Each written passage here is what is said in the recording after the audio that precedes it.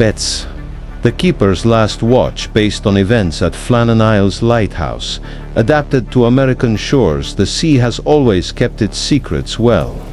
But sometimes, in the howling winds and crashing waves, whispers of truth emerge from the depths. What I'm about to tell you isn't just a tale meant to frighten. It's a chronicle of events that maritime authorities have tried to explain away for nearly 150 years. Listen closely to the tragedy of MINOT'S Ledge.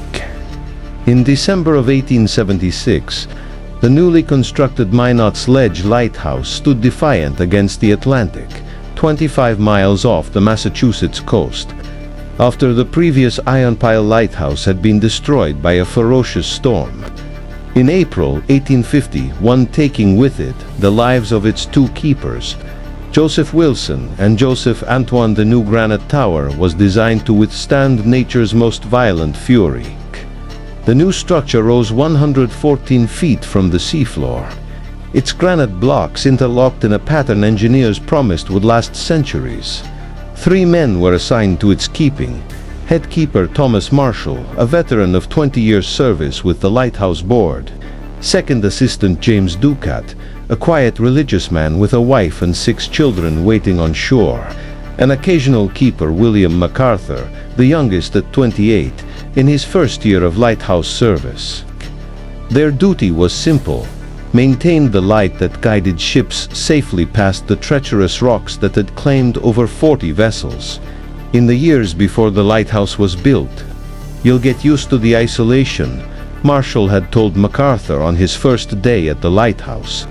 "After a while, you stop hearing the waves and start hearing the silence beneath them." MacArthur had laughed nervously. "What's in the silence?" he'd asked. Marshall's face had grown serious. "Pray you never find out, boy." The lighthouse service had established a strict rotation. 3 men would serve a month-long shift before being relieved by another crew. Communication with the mainland was limited to supply boats that came once every 2 weeks, and the occasional signal flag that could be seen through telescopes from the harbor on clear days. Life at MINOT'S Ledge settled into routine. The men took 4-hour watches, climbing the spiral staircase to tend the light. During the day, they cleaned, performed maintenance, fished from the gallery when weather permitted, and kept meticulous logs of weather conditions, passing ships, and any unusual occurrences. On November 30th, 1876, the supply boat Hesperus delivered provisions and mail to the lighthouse. Set Captain Joseph Moore noticed nothing unusual about the 3 keepers, though he would later recall that Ducat seemed distracted, constantly looking out to sea as if expecting something. 2 weeks later, on December 15th, the Hesperus approached MINOT'S Ledge for another routine drop-off. Captain Moore noticed immediately that something was wrong. No flag greeted them. No keepers waved from the gallery as was customary. "Something's not right," he told his first mate, as they prepared to dock in the choppy waters. They would have signaled if they could. The landing was treacherous, waves crashing against the rocks as 4 crewmen rowed Moore to the iron ladder fixed to the lighthouse base. As he climbed, he called out names: Marshall, Ducat, MacArthur. But only the screeching gulls answered. When they boarded the lighthouse, they found a scene that defied explanation. The entrance door was firmly secured from the inside, requiring Moore to use his emergency key. Inside, the clock in the living quarters had stopped at 4:20. The kitchen table was set for a meal that no one had eaten. 3 plates, 3 cups, food gone cold. 2 chairs were overturned, one lying broken against the far wall. A thick layer of salt covered every surface, despite the living quarters being located 80 feet above sea level. Most disturbing of all was the logbook, the final entry, dated December 13th. Read, December 13th, 1876. Strong winds from the west, 5 on the Beaufort scale. Barometer falling rapidly. Storm coming. Ducat, increasingly uneasy, claims to hear voices in the wind. Marshall singing hymns in the lantern room since dawn. Strange knocking sounds from the base of the tower continue. MacArthur found crying in the storage room. God have mercy on us all. The three men had vanished without a trace. Tech. They couldn't have left.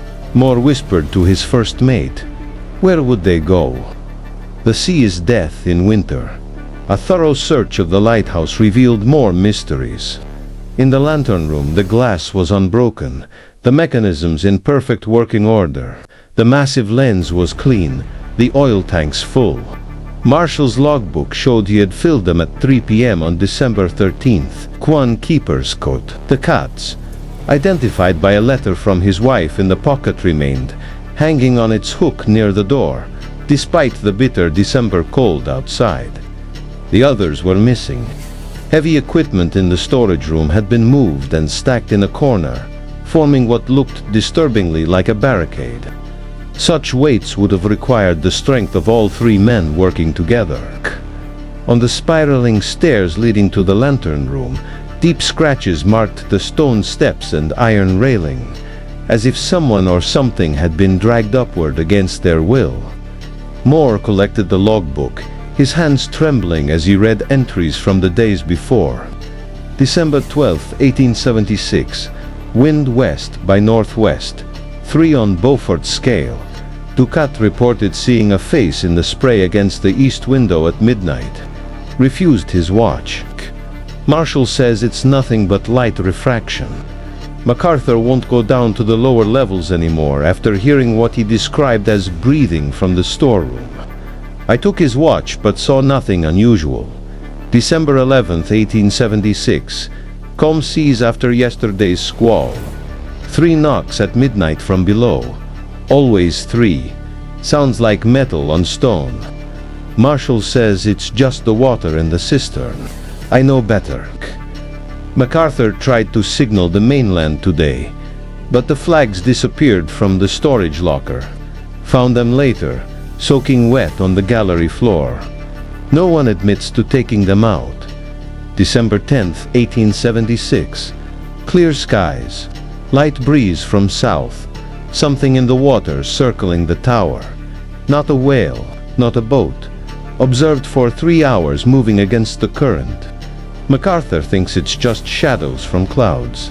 Marshall refused to look. I know what I saw. Set. The shape had structure, purpose. During night watch, heard singing from the water. No ships in vicinity. December 9th, 1876. Storm passed. Significant damage to lower gallery railings. Marshall reports that the storeroom door was open this morning, though all 3 of us swear it was locked last night. Saltwater puddles on the floor inside, but no apparent leaks in the structure. MacArthur, increasingly agitated, claims someone called his name from the base of the tower last night during his watch. The earliest disturbing entry came from December 7th.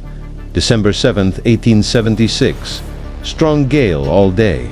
Waves reaching halfway up the tower. During worst of storm, all 3 of us witnessed the west lantern room window open and close 3 times, though it was securely latched. Marshall suggests mechanism failure. Upon inspection, latch shows no damage. Found deep scratches on outside of glass, as if made by something trying to get in. Sand or salt, perhaps. Captain Moore closed the logbook and ordered his men to conduct a final sweep of the lighthouse. The only other clue they found was a slate board, normally used for calculations and notes. Scrawled across it in handwriting identified later as Marshall's were the words. They come from the water. Not men. Not alive. Not dead. The official investigation launched by the Lighthouse Board concluded that the 3 keepers had been swept away by a rogue wave while attempting to secure equipment on the gallery during the December 12th storm. Set. This explanation was ultimately accepted despite several inconsistencies. No significant damage was found to the exterior gallery rails. The door had been locked from inside, and the weather records from nearby shores indicated that while the seas were rough on December 12th to 13th, they were not catastrophic. The logbook entries were dismissed as the ravings of men driven to madness by isolation, winter conditions, and perhaps carbon monoxide from faulty lamp equipment. The slateboard message was never mentioned in official reports, but the locals knew better. In the weeks before the disappearance, fishermen reported seeing unusual lights moving beneath the water around the lighthouse, not the reflection of the beacon, but independent blue-green illumination that moved against the currents in circular patterns. Others spoke of hearing eerie singing carried on the wind on calm nights, harmonies no human throat could produce. Cold Samuel Thacker, who had fished those waters for 60 years, told the Boston Globe, "Them waters been hungry since before white men came. The tribes wouldn't fish there, said the sea had teeth in that spot. Now it's taken 3 more. Won't be the last neither." The lighthouse was staffed again within a month. The new keepers found the duty oddly unsettling. Items would move overnight. Locked doors would be found open. And most disturbing, on the anniversary of the disappearance, December 13, 1877, all 3 replacement keepers reported independently that they awoke at exactly 4:20 a.m. to find themselves standing in the lantern room with no memory of climbing the stairs. For years afterward, ships passing MINOT'S ledge reported seeing 3 figures standing at the lighthouse gallery, even when the lighthouse was known to be unmanned between crew rotations. Some claimed to hear desperate knocking sounds echoing across the water, always in sets of 3. One ship's captain swore that as he passed the lighthouse in heavy fog, he heard a voice call clearly across the water, "They come from below, save yourselves." The MINOT'S ledge lighthouse was eventually automated in 1947, ending the need for human keepers. But to this day, Coast Guard crews performing maintenance report inexplicable cold spots, equipment that moves between visits, and the persistent feeling of being watched from the spiral staircase. Electronics malfunction with unusual frequency. Digital recordings made inside the structure often capture what sound like distant voices whispering beneath the crash of waves.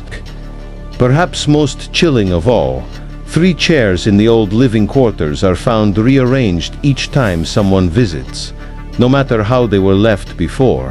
Always in a semicircle, always facing the eastern window, always with what appears to be dried seawater pooled beneath them.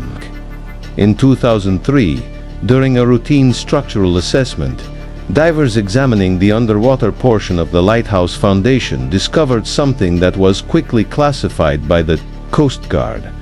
Unusual carvings in the granite blocks that formed the base of the structure. Carvings that match no known tool and appear to have been made from the outside.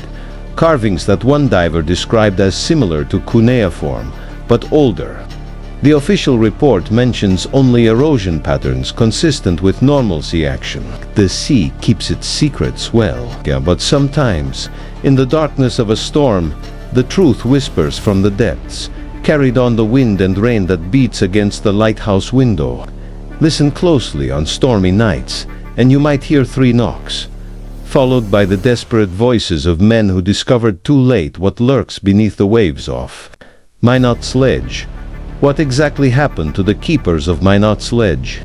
The ocean knows, but it will never tell, or perhaps it tells us constantly, in the language of waves against stone, in the whispers that ride the storm winds, in the shapes we glimpse beneath dark waters we simply refuse to understand what it's saying.